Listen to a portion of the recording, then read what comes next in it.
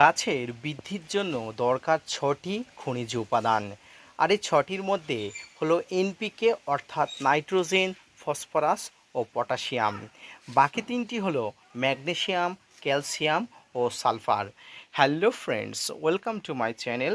দেশ এবং দেশের বাইরে থেকে যারা আজকে আমার ভিডিওটি কন্টিনিউ করেছেন প্রত্যেককে gardener TRIPS with Kamal YouTube চ্যানেলে স্বাগতম। তো ফ্রেন্ডস, আজকে আমি যে বিষয় নিয়ে আলোচনা করব অবশ্যই গাছের পুষ্টিমৌল থেকে শুরু করে গাছের বৃদ্ধি বিকাশ, গাছের ফাঙ্গাসের আক্রমণ, বিভিন্ন বিষয়ে সামগ্রিক তথ্য নিয়ে থাকছে আজকের ভিডিওটি। মনোযোগ সহকারে ধৈর্য নিয়ে দেখতে থাকুন। ফ্রেন্ডস, প্রথমেই বলেছি গাছের বৃদ্ধির জন্য দরকার ৬টি খনিজ উপাদান। আর এই ৬টি খনিজ উপাদানের মধ্যে প্রধান একটি খনিজ উপাদান হলো ক্যালসিয়াম। আপনাদের মনে প্রশ্ন আসতে পারে যে ক্যালসিয়ামের প্রয়োজনীয়তা কী, কিভাবে ক্যালসিয়ামের অভাব গাছকে পূরণ করবেন, কিভাবে গাছের মাটিতে পিএইচ মাত্রা পরিবর্তন করা যাবে, সেটা নিয়ে আজকের ভিডিওর আলোচনা হবে। ধৈর্য সহকারে দেখতে থাকুন। মানুষের শরীরে ক্যালসিয়ামের অভাব হলে যেমন বিভিন্ন সমস্যা দেখা যায়, মূলত দাঁত ও হাড়ের সমস্যা আমরা জর্জরিত হয়ে যাই, তেমনি গাছের শরীরেও ক্যালসিয়ামের অবশ্যই অভাব দেখা যায়।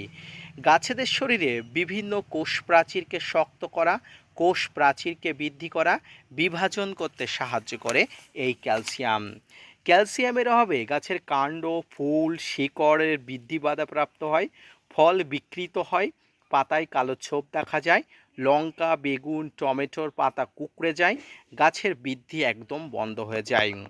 এবারে আপনাদের প্রশ্ন আসতে পারে যে ক্যালসিয়ামের উৎস হিসাবে আমরা কি ব্যবহার করব। ফ্রেন্ডস, এক্ষেত্রে ক্যালসিয়ামের উৎস হিসাবে আপনারা ব্যবহার করতে পারেন কলিচুন। ফ্রেন্ডস, বাড়ি রং করা চুনি জমিতে ব্যবহার করা হয়। পানের দোকানে যে চুন পাওয়া যায় সেটি টবের গাছে আপনারা ব্যবহার করতে পারেন। আপনারা অবশ্যই সামনে যে চুনটি দেখতে পাচ্ছেন সেটি পানে খাওয়া চুন। এই চুনটি অবশ্যই খুব ভালো করে গাছের গোড়াতে ব্যবহার করতে পারেন। ডলোমাইট পাউডারও কৃষিক্ষেত্রে ব্যবহার করা যায়। এটি ক্যালসিয়াম ও ম্যাগনেসিয়ামের এক প্রকৃষ্ট উৎস। একবার প্রয়োগ করলে মাটিতে ৩ বছর আর প্রয়োগ করতে হয় না। এই চুন যে শুধুমাত্র ক্যালসিয়ামের উৎস সেটি নয়, এটি মাটির অ্যাসিডিক ভাবকে দূর করে, মাটির পিএইচ লেভেলকে ঠিক করে। এর ফলে ফলন বাড়ে, গাছকে মাটি থেকে নাইট্রোজেন, ফসফরাস গ্রহণ করতে সাহায্য করে এই চুন। এই চুন ব্যবহারের ফলে মাটিতে থাকা ক্ষতিকারক ব্যাকটেরিয়া ও ফাঙ্গাস দূর হয়। অনেক সময় টবের মাটিতে যথেষ্ট পরিমাণ খাবার দেওয়ার পরে গাছের বৃদ্ধি হয় না। এর প্রধান কারণ হলো ক্যালসিয়ামের অভাব। মাটিতে চুন কখনো বেশি না দেওয়াই উচিত। বেশি দিলে গাছের উপকারী ব্যাকটেরিয়া কিন্তু ধ্বংস হয়ে যায়, মাটি চাষের জন্য অনুর্বর হয়ে যায়। তাই সবসময় সঠিক পরিমাণে গাছে চুন ব্যবহার করতে হয়। চুন ব্যবহারের আগে গাছের সবসময় পিএইচ মাত্রা মেপে নিতে হয়। পিএইচ মাত্রা সবসময় ৫-এর নিচে যদি হয় তাহলে মাটিটি অ্যাসিডিক হয়, ৫ থেকে ৮ উঠলে মাটি নিউট্রাল এবং ৮-এর উপরে উঠলে মাটি ক্ষারীয় হয়। বেশিরভাগ গাছ নিউট্রালাইজ মাটি পছন্দ করে। চুনের পাশাপাশি মাটিতে ক্যালসিয়ামের চাহিদা কমানোর জন্য ব্যবহার করা যায় জিপসাম, কাঠ বা তুষের গুঁড়ো, ডিমের গুঁড়ো, শঙ্কের গুঁড়ো, ডিম সিদ্ধ জল, চকের গুঁড়ো এবং শিংকুচি। কাঠ বা ছায়ে ক্যালসিয়ামের পাশাপাশি থাকে পটাশিয়াম। তবে সকল জিনিসের ব্যবহার করা গেলেও চুনের কোনো বিকল্প নেই। আসুন কিভাবে এবারে চুনটি ব্যবহার করবেন আপনাদের সঙ্গে আলোচনা করি। টবের মাটিতে চুনে অল্প পরিমাণ ব্যবহার করা হলে সবচেয়ে ভালো হয়। গাছের মাটি তৈরির সময় ১ থেকে ২ গ্রাম চুন মাটিতে মিশিয়ে দিলে আপনারা খুব ভালো কাজ পাবেন।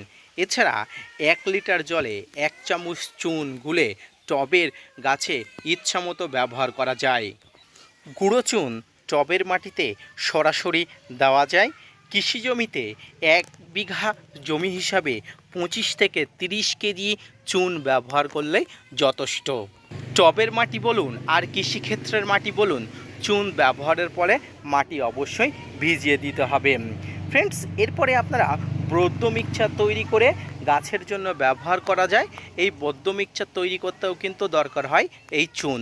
অর্থাৎ চুন হলো একটা অপরিহার্য একটা জিনিস। টক ফল মিষ্টি করতে চুনের ব্যবহার করতে হয়।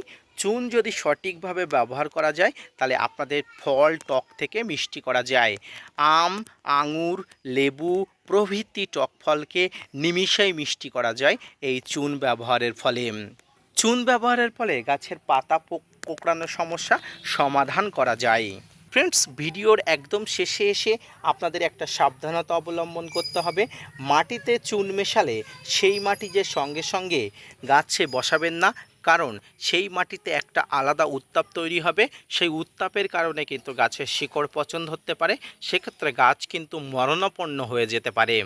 বর্ষাকালে টবের গাছের মাটি সবসময় ভিজে থাকে, তাই এই ভিজে মাটিতে বারবার চুন ব্যবহার করবেন না, কারণ চুন বারবার ব্যবহারের ফলে গাছের মাটিতে অনেক ধরনের প্রতিক্রিয়া হতে পারে। এবং যেটি আপনাদের বারবার বলবো, এই চুন একদম গাছের গোড়াতে দেবেন না। যখনই ব্যবহার করবেন টবের কিনারা বরাবর আপনারা ব্যবহার করবেন, তাতে কিন্তু খুব ভালো কাজ পাবেন। তো ফ্রেন্ডস, আজকের ভিডিওটি মূলত আপনারা যে বিষয়টি জানলেন সেটি হচ্ছে গাছে ক্যালসিয়ামের অভাব পূরণের জন্য চুনের যে কাজ, অর্থাৎ চুনের যে ব্যবহার, চুনের সাথে কিন্তু কারো তুলনা করা যায় না। এই চুন যদি সঠিক মাত্রায় আপনার গাছে, ছাদ বাগানে, চাষের জমিতে ব্যবহার করতে পারেন, তাহলে কিন্তু অনেক ধরনের রোগ ব্যাধি বালাই, অনেক সমস্যা দূর হবে। পাশাপাশি গাছের যে ক্যালসিয়ামের অভাব, সেই ক্যালসিয়ামের অভাব কিন্তু আপনি পূরণ করতে পারবেন। তো ফ্রেন্ডস, এইভাবে আপনারা ছাদ বাগানে থেকে কৃষি জমিতে, টবের মাটিতে সমগ্র দিকে চুন খুব ভালোভাবে ব্যবহার করতে পারেন।